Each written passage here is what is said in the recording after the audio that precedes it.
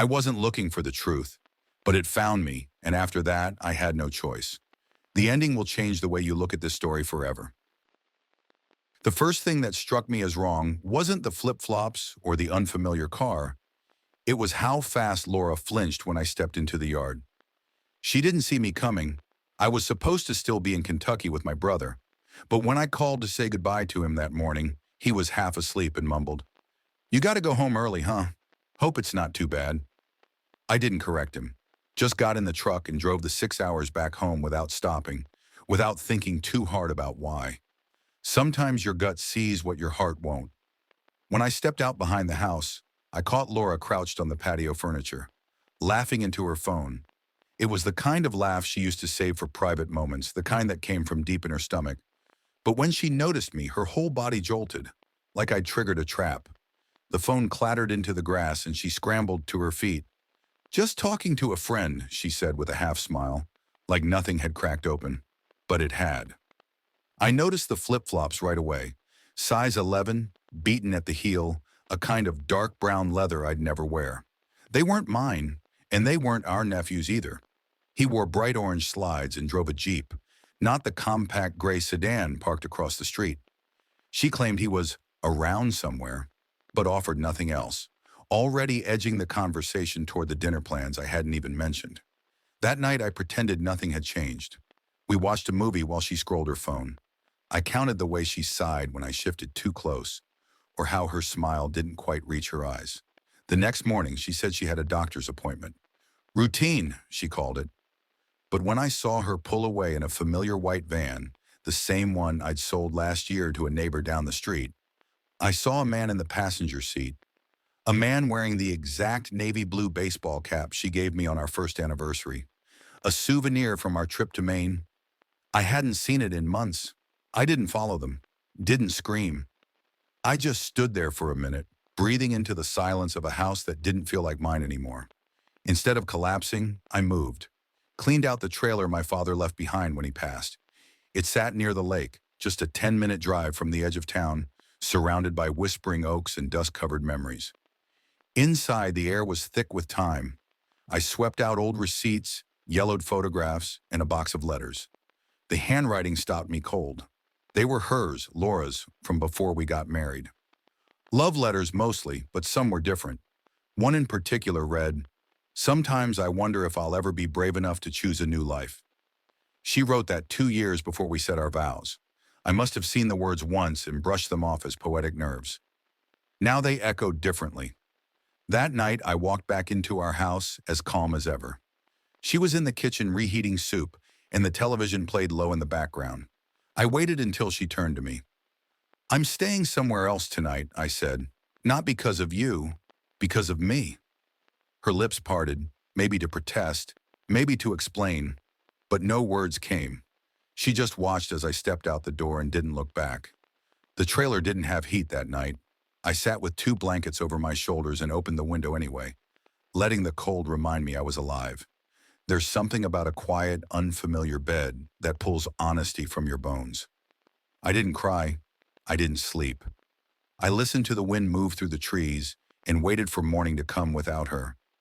The lake had always been a place where I went to think, long before it became a temporary home. The trailer, patched with old duct tape and the smell of engine oil in the cabinets, was never meant for real living, but I made it mine. Bought a portable stove, strung a line for fresh water, and let the radio play whatever it wanted. It wasn't much, but it felt honest. I didn't tell the kids everything.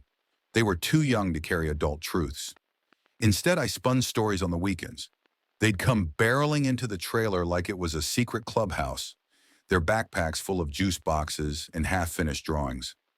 On Saturday nights, we sat under the stars, and I told them tales of a forgotten kingdom, one where a hero didn't wield a sword but built a fortress stone by stone after his people betrayed him. They asked why he didn't fight back. I just said, because some things are worth more than pride. They didn't understand, but they smiled. That was enough. Laura didn't call much. I think she wanted to, but didn't know what to say. Instead, she posted cheerful photos online, smiling brunches with women I'd never met, captioned with things like, "Freedom feels good," or "New beginnings." Every time I saw one, it landed like a pebble against a window I was trying not to smash. Then the letter came. It was tucked between a stack of local ads and a credit union newsletter. No return address. Just my name, written in a slanted, careful hand. Inside was a single sheet of paper, handwritten in black ink. You don't deserve what she did to you. She's lying to everyone. Check the records from last quarter. Look at the account under her mother's name. It was signed only, someone who worked beside her too long. At first I thought it was a prank. Then I remembered the flip-flops, the cap, the van, and all the other things I'd let pass as coincidences. So I looked. The family business Laura and I had co-owned, mostly her operations, mostly my finances, had always kept clean books, or so I thought.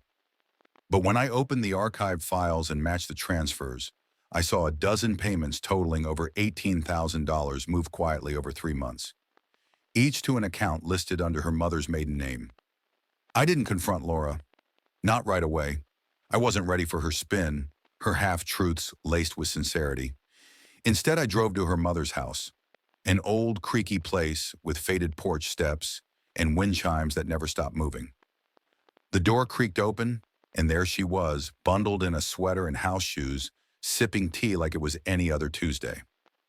"I just want the truth," I said, keeping my voice low. No anger.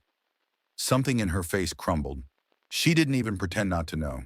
She just looked down and muttered, "She's been planning this for longer than you think." I sat with her for half an hour. No tears. Just facts, quietly spilled. Laura had wanted out for over a year. She'd stayed, not out of love, but fear.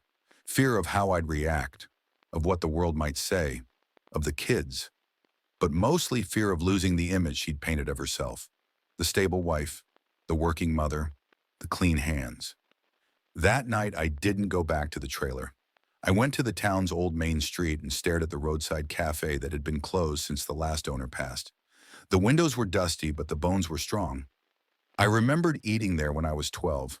My dad used to bring me for pancakes on the first Saturday of every month. I used to think it was a palace.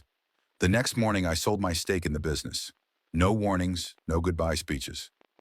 I called my old friend Rick from the bank and said, "I want to buy something broken." He laughed, then got quiet when I told him I was serious.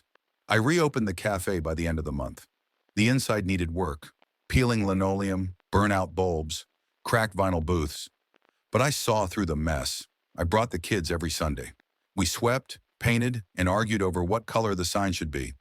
I let them draw on the walls in the back, a whole mural of wild colors and uneven stars. They left stick figure families, each one holding hands.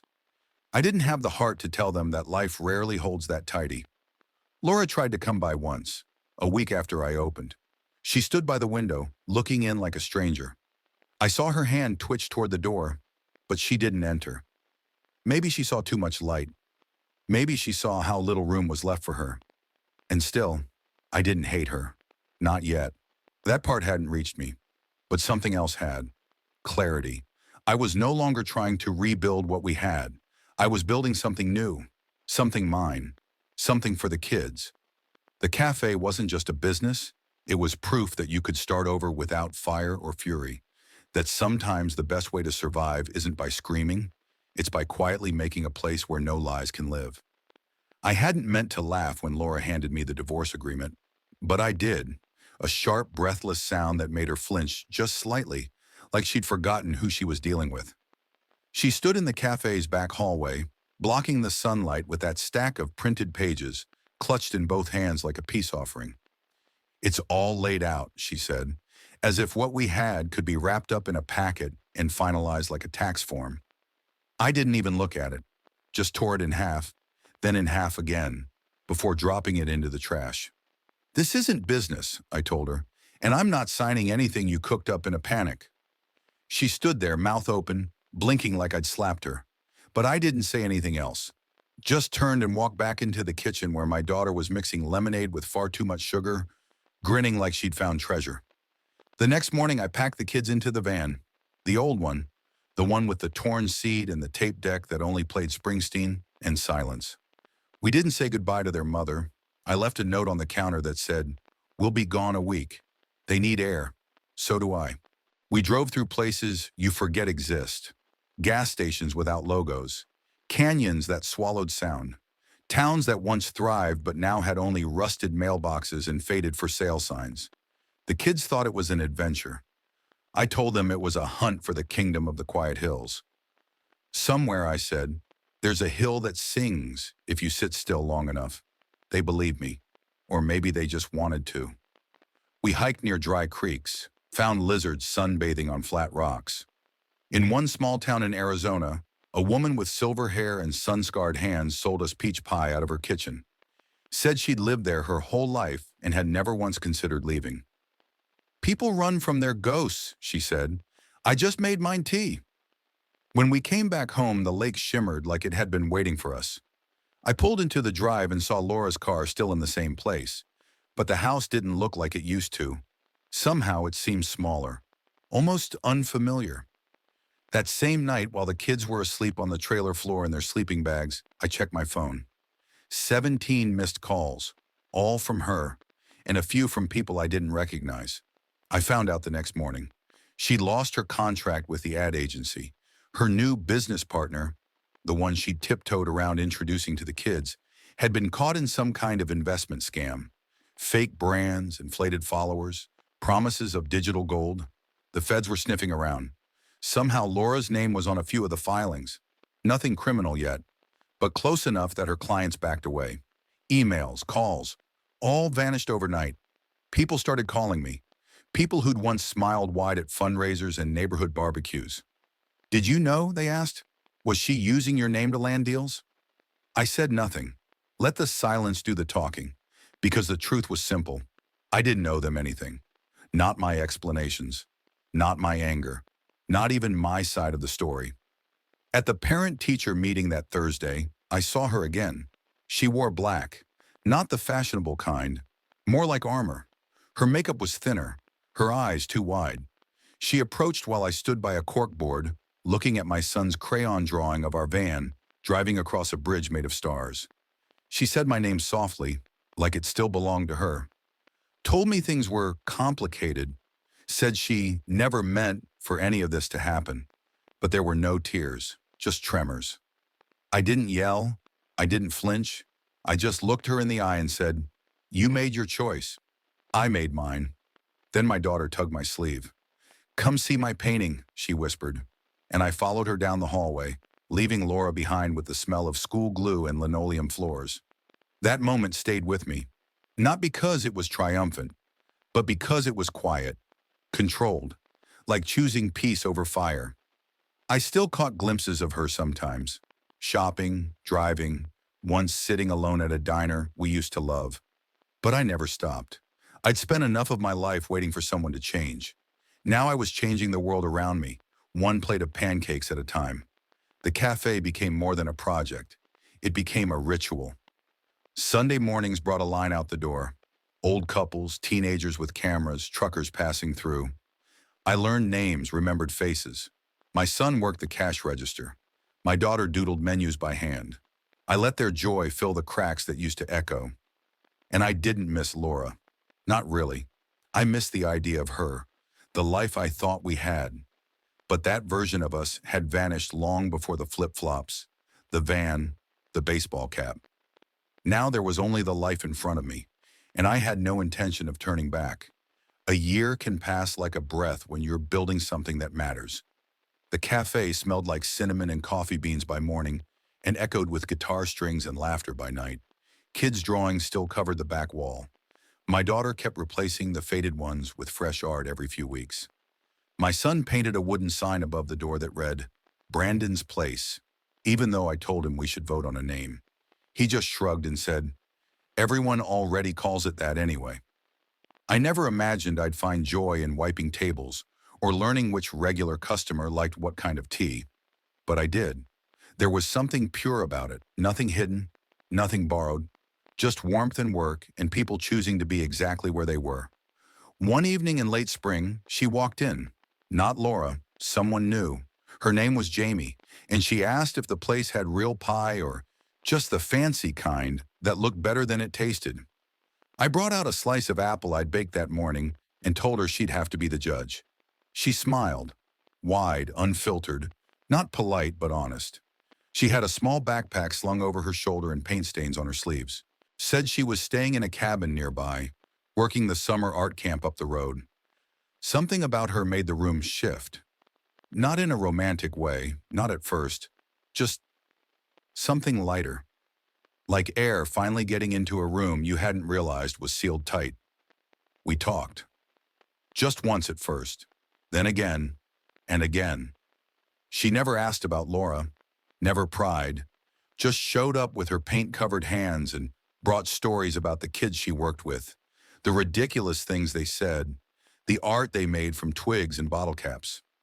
One afternoon, she brought a box of paints for my daughter and said, "I don't know your story, but I can tell you're a good man." I didn't say anything in return. I just made her a cherry pie the next time she came in and left it behind the counter with her name on it. One Saturday, we closed early. The kids were already outside, skipping rocks along the lake. I asked Jamie if she wanted to join us. She didn't even hesitate. We built a small fire by the shore. The air smelled like pine needles and toasted marshmallows. My daughter was telling one of her endless, winding stories about how birds secretly run an underground detective agency. My son was halfway through a card trick he hadn't practiced enough. Jamie laughed at all the right places, not just to be kind, but because she meant it. The sun dipped low. The stars started to blink through the dusk. And for the first time in what felt like years, I didn't feel like I was balancing on the edge of something broken. I felt rooted, still, present. Jamie sat beside me, quiet for a while, and then said, "You ever think about what comes next?" I looked out at the lake, the same place I'd sat alone in a trailer not so long ago, wondering how it all went so wrong. And now here I was, not with answers, but with peace. And sometimes that's better. "I think," I said, "that for the first time, I don't need to." She didn't press. She just nodded. And then the kids started making jokes about alien ducks stealing the moon, and we all laughed like we'd been doing it forever. That night, as the fire burned low and the kids dozed off against a driftwood log, I whispered something I hadn't said out loud since the day I walked away from Laura. "You didn't get revenge. You healed." A plane passed overhead, its lights blinking like a silent rhythm in the sky. I followed it with my eyes. There was no anger left, no what-ifs, just the knowledge that I'd survived something meant to break me, and somehow I'd come out more whole than I'd ever been. I didn't erase the past. I didn't need to.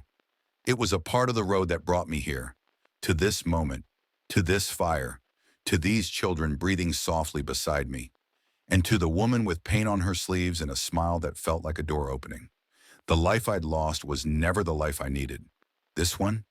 This one was built with truth, with quiet choices, with a kind of strength that never needed to shout. And for the first time, I was ready to keep going. Not to start over, but to continue exactly from here. That's all for now, folks. Thank you for being with me today and listened. And if you liked my story, please subscribe, hit the like button, and comment below what you think about all this, and what would you do if you were me. Also, don't forget to check my other stories in description below.